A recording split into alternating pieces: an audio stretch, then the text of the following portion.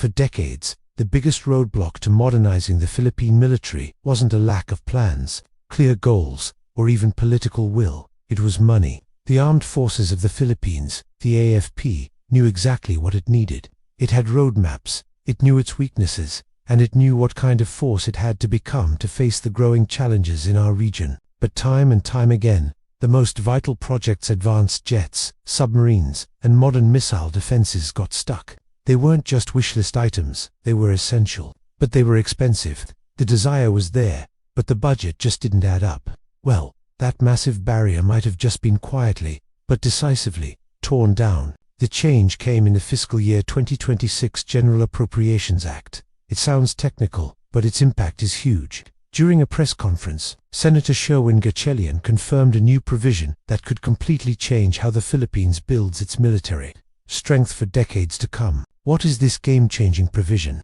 For the first time ever, the Department of National Defense is now legally allowed to use concessional loans and foreign financing to buy big-ticket military systems. This isn't just some minor policy adjustment, it's a historic breakthrough. This is the first time in Philippine history that the authority to borrow for defense modernization is written directly into the national budget law. That single sentence changes everything.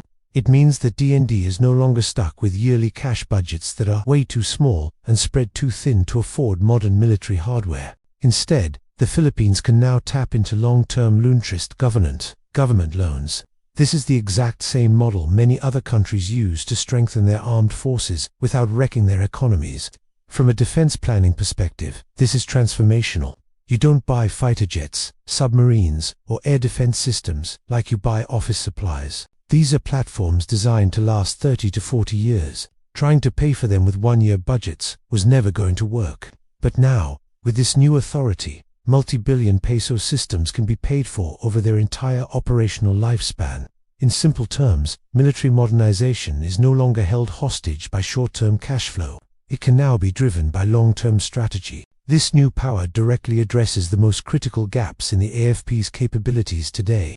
We're talking about advanced multi-role fighter jets, platforms for undersea warfare like submarines, medium-range missile systems, and integrated air and missile defenses. The reason these were delayed wasn't a lack of vision from the AFP. It was because the annual budget could never realistically support them. That ceiling has now been shattered. What made Senator Gatchalian's announcement even more interesting was that he wasn't just speaking in general terms. He specifically mentioned South Korea as a potential partner in the world of defense deals. That kind of specificity is rarely an accident. South Korea has become one of the most flexible and agile defense partners on the global stage. They don't just sell you hardware. They offer attractive financing, technology sharing, opportunities for our local industries to get involved, and comprehensive training packages, all tailored to fit the needs of countries like the Philippines. This potential partnership is no coincidence. South Korea's defense products are a near-perfect match for the AFP's most urgent needs. At the top of that list is the KF-21 Boromir multi-role fighter jet. This aircraft would be a generational leap for the Philippine Air Force. It comes with a modern AESA radar, advanced electronic warfare capabilities, and the ability to fight as part of a network, using the latest long-range weapons. For the Air Force, the KF-21 wouldn't just be a replacement for older planes. It would completely change how they operate, allowing them to fly alongside our allies in contested airspace. Equally important is South Korea's submarine offer. For a nation of thousands of islands like the Philippines, submarines are no longer a luxury. They are a strategic necessity. They can gather intelligence, deter aggression, and control sea lanes in ways that surface ships simply cannot. With this new financing law, submarines are no longer a distant dream. They are now a real, achievable goal. On land, the focus is also shifting to mobile, high-precision missile systems. South Korea's mobile rocket launchers are designed for rapid deployment, making them a perfect fit for defending an archipelago. They allow our forces to protect key maritime routes and islands without needing massive, fixed bases. All of this brings us to Defense Secretary Gibote. For years, he has championed a disciplined approach to modernization. He resisted buying things just because they looked good, focusing instead on building a solid foundation. He pushed for reforms that would allow the AFP to not just buy new equipment, but to actually support, integrate, and maintain it for the long haul. The fact that this borrowing authority is now law suggests that his long-term strategy has finally paid off.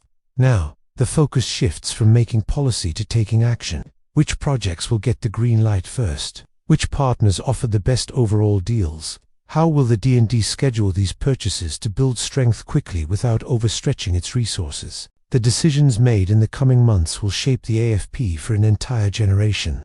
But one thing is already crystal clear. The AFP's modernization program has entered a powerful new phase. Money is no longer the main obstacle. It has become a strategic tool, and with that tool, the Philippines now has the chance to turn its strategic plans into steel, silicon, and real, sustained military capability. The window of opportunity is wide open.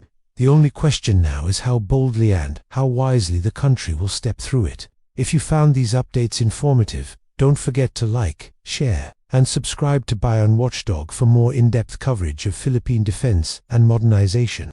Thank you for watching. See you in the next video.